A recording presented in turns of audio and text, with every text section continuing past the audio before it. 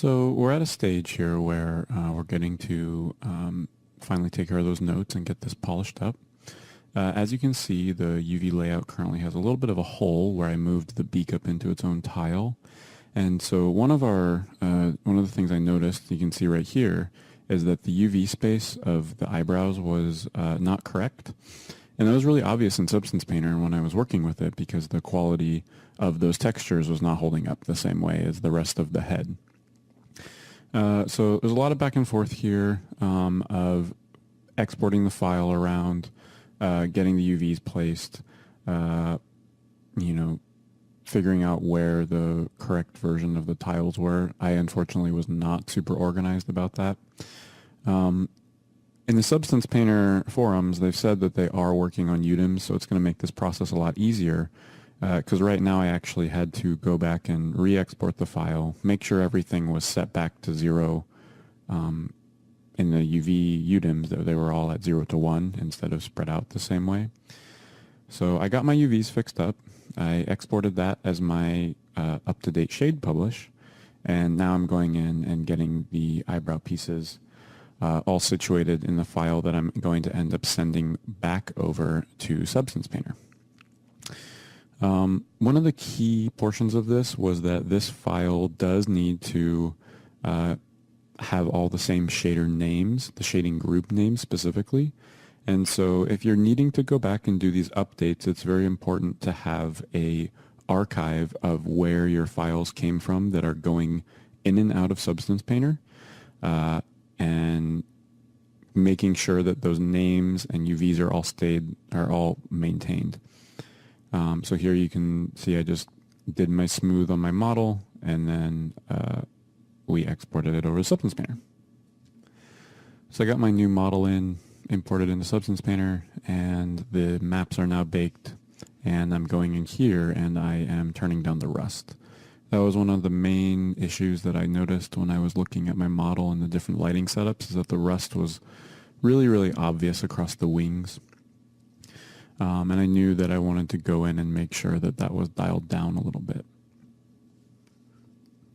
So there's a lot of back and forth here. A lot of the same kind of just dialing these material attributes around over and over, and just trying to get it to a better spot. So here I decided to play with the color of that steel. I did want it to be a little bit of a, almost have a slight bit of blue, like a purple blue to it. And now I'm just taking care of the notes and making sure that I'm hitting everything. So this leather came next, and on this leather, I'm going in Substance Painter again, and I am taking care of the really subtle hue shift that I wanted to do. I wasn't quite happy with the way that looked in the render, so I wanted to go in just to get it adjusted and working okay. This was a really small tweak, and you can definitely, you can see there I made a note I'm decided not to mess with the glossiness in Substance Painter. So when you get to this stage, you have to make a conscious decision about when you're going to be doing these fixes.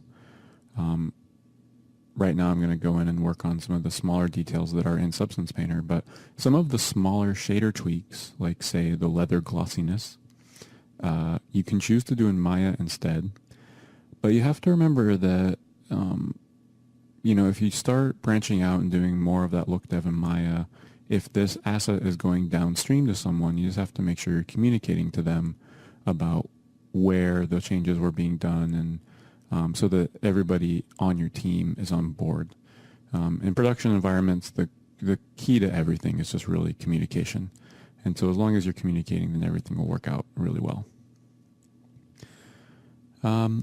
So because I now had the ability to go in and texture my the brow piece of the bird there better, I did want to go in and add some extra detail.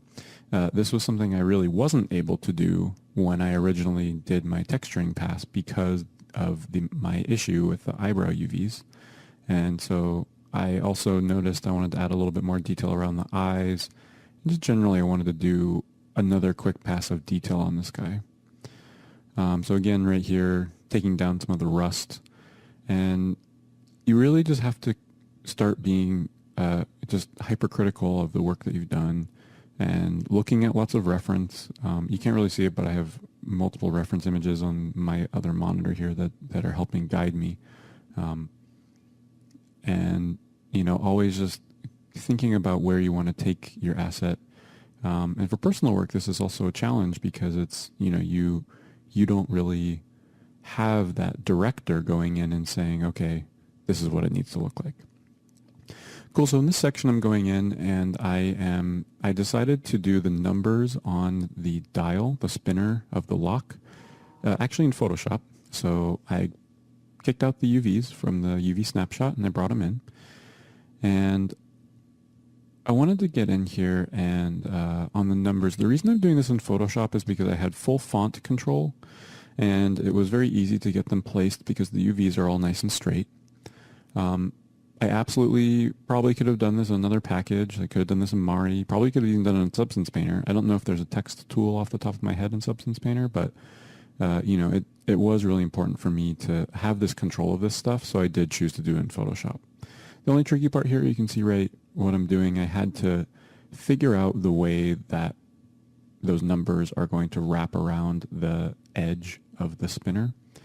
The UV seam was placed a little bit, unfortunately. I probably could have sliced it in between the numbers instead of right in the middle, but that worked out okay. It was fine. I decided to just deal with it instead of going through the whole process of re-exporting my model again. In the future, when there's UDIM support in Substance Painter, it's going to be much easier to export your model and get it updated if you do need to do some UV fixes.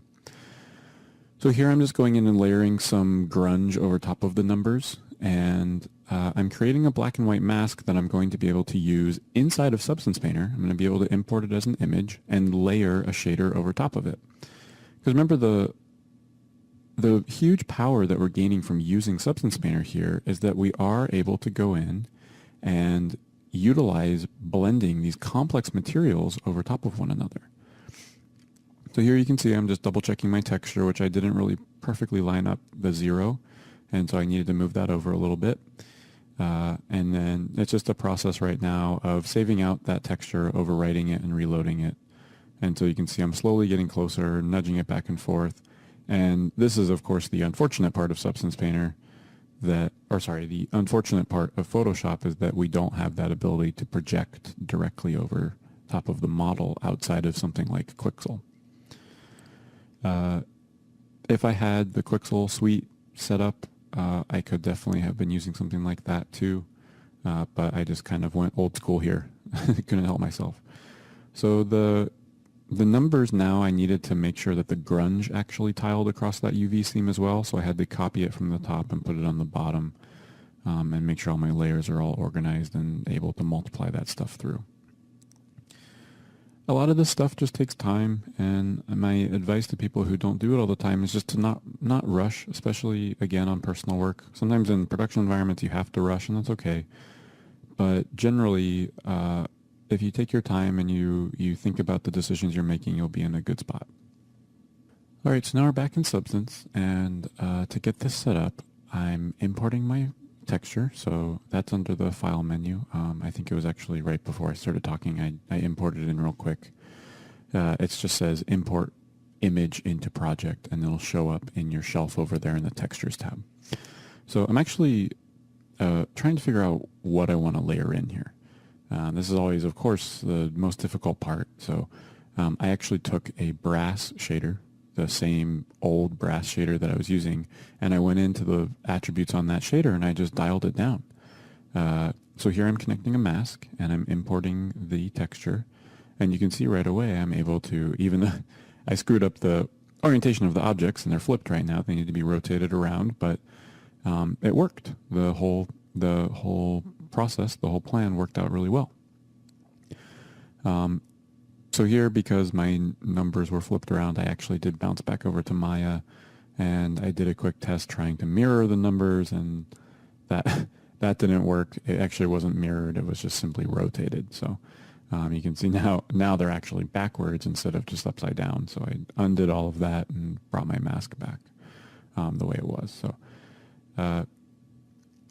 it's kind of one of those things where you just have to deal with these problems when they come. So you can see there, I was able to rotate it around and it worked okay. So now I'm back in Substance Painter and I know that the texture that I have is going to be working the way I intended it to. So you can see that the numbers are bumped up.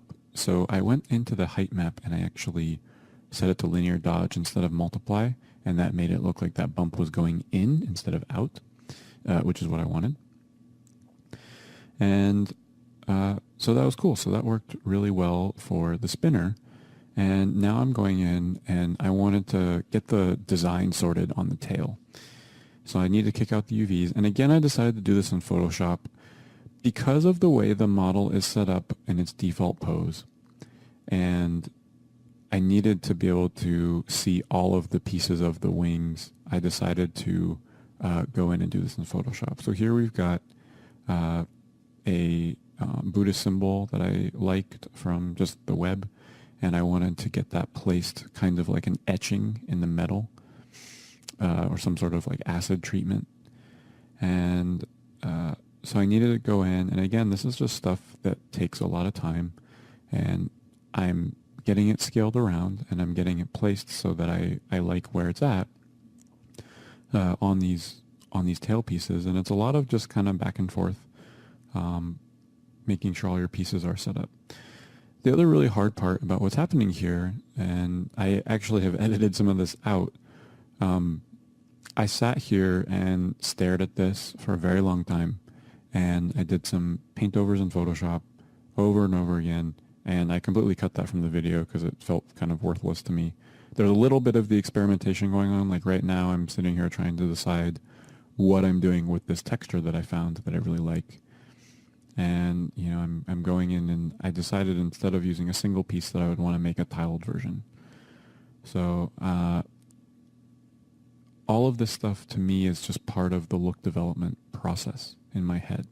You know, you're always having to make these decisions kind of on the fly. Depending how detailed your concept art that you got at a production facility is, you may not have any idea what any of these pieces are supposed to have on them. And, you know, directors or your supervisors or whoever may be looking to you to help make some of those decisions or help them brainstorm. At the same time, you may also come up with something that's slightly different than a concept, and you'll be able to go in and say, hey, you know what, I think this is actually a really good idea. And I have this idea for this part of this asset. Let me execute it and show you. And if you have time and they're cool with it, then you might be able to, make your mark as it is a little bit and get something even better than what the original design was.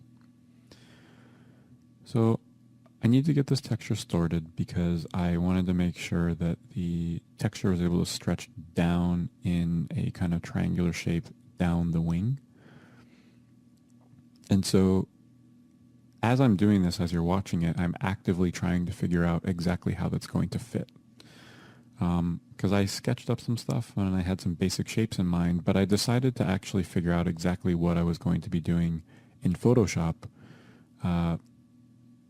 And again, the reason I chose Photoshop for this in this situation was purely because I'm very comfortable doing this type of work. You know, if I was going in and doing all these transforms and masks and changing a lot of this stuff as much as I am, you know, Mari, I would need to go in and have this already established. This mask that I'm using, and you know, I'm laying this down in Photoshop, I would have needed to know exactly what that shape was going to be so I could project it on my geometry.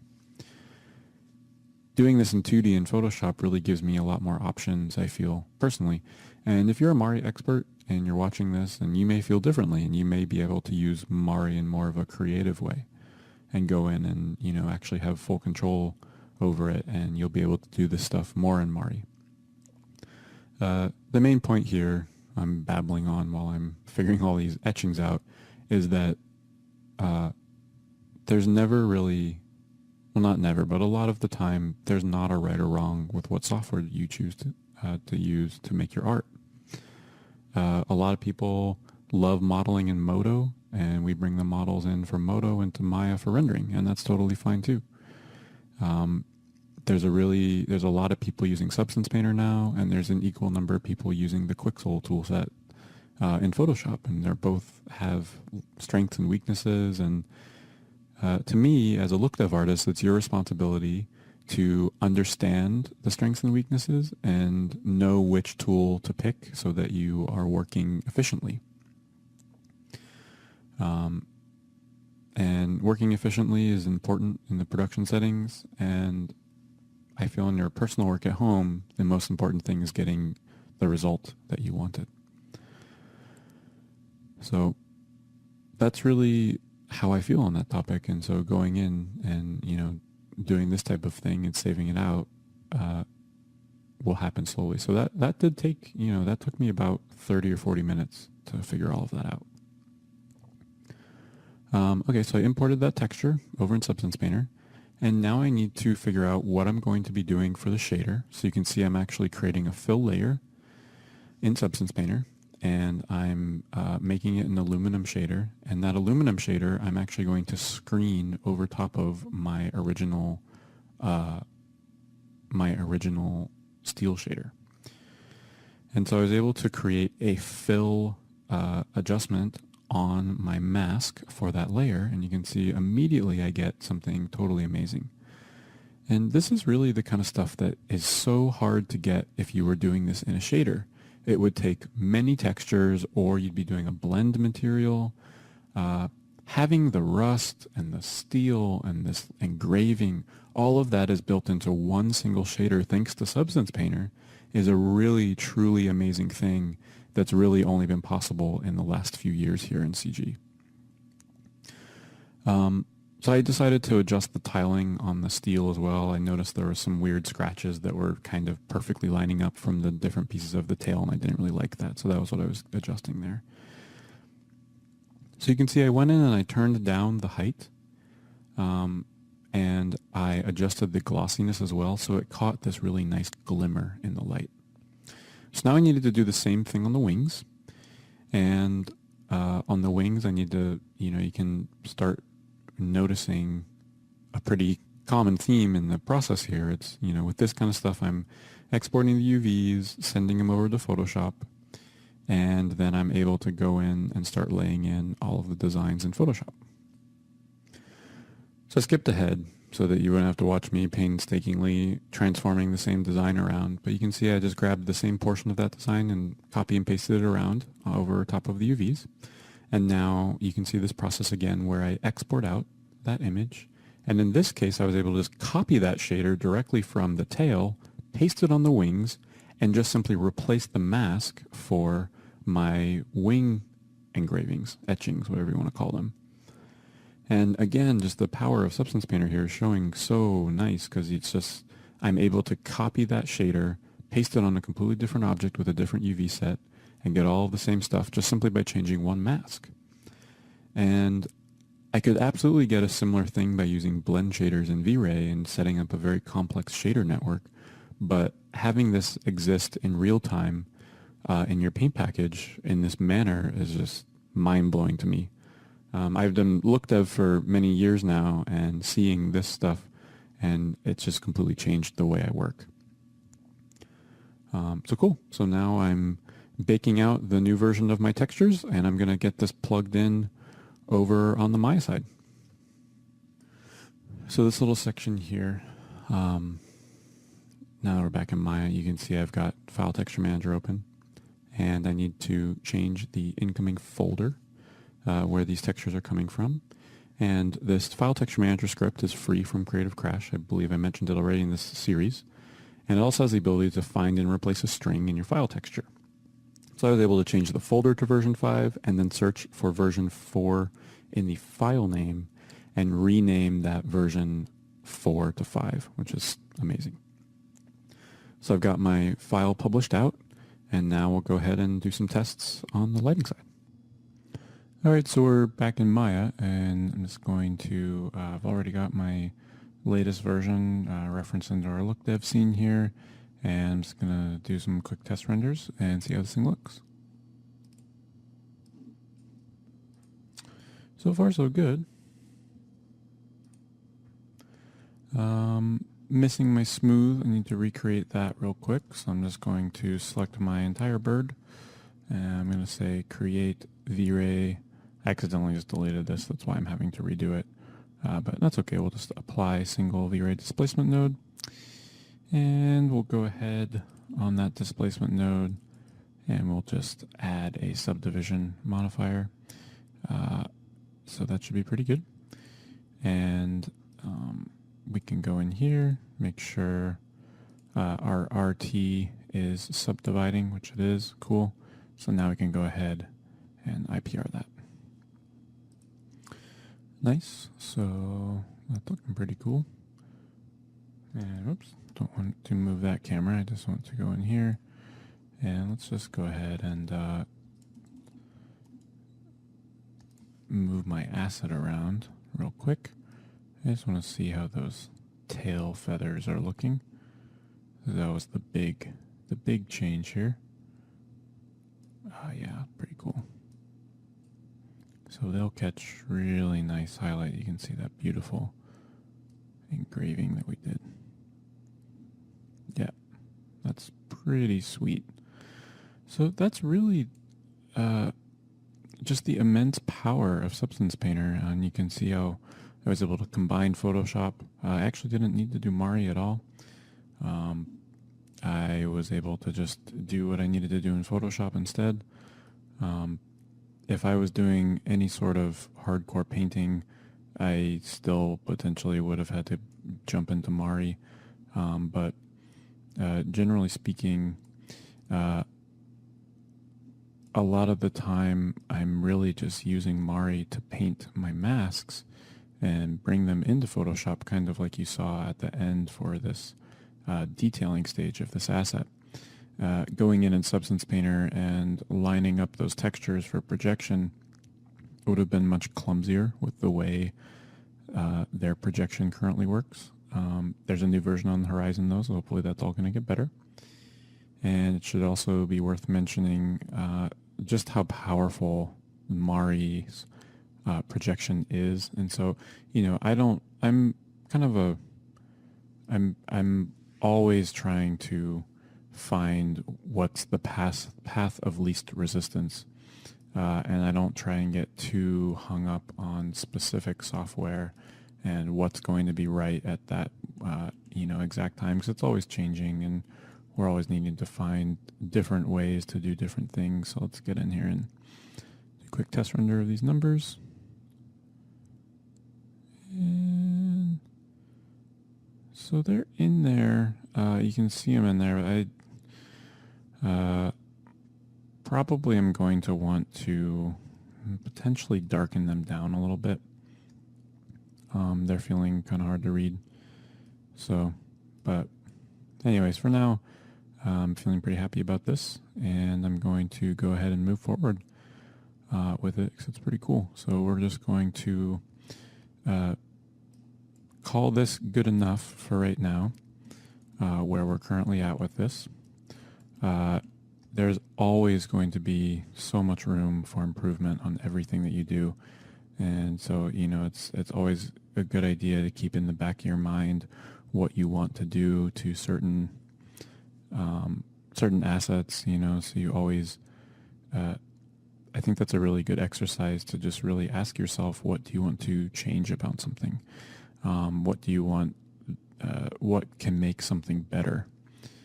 In my case here, one day I'll probably revisit this again, and when it gets closer to the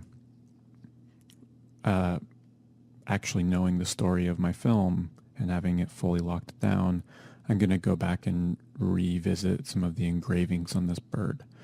But for now, it's because I don't have the exact story locked in, it's a little hard for me to want to do the engravings in full until I know exactly what they're going to be.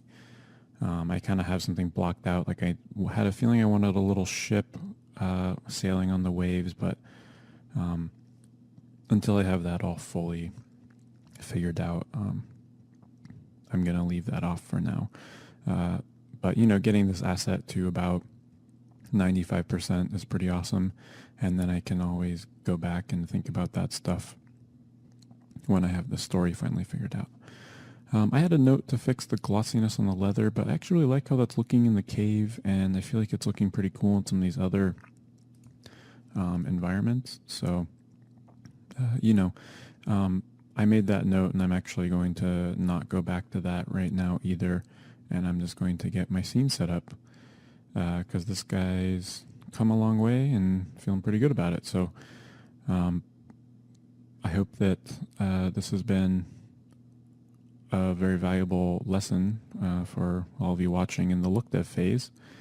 And moving forward with this, we're really just going to be going in and getting this asset as it is into our new lighting environment. And I'm going to record myself adding some of the additional details to the environment.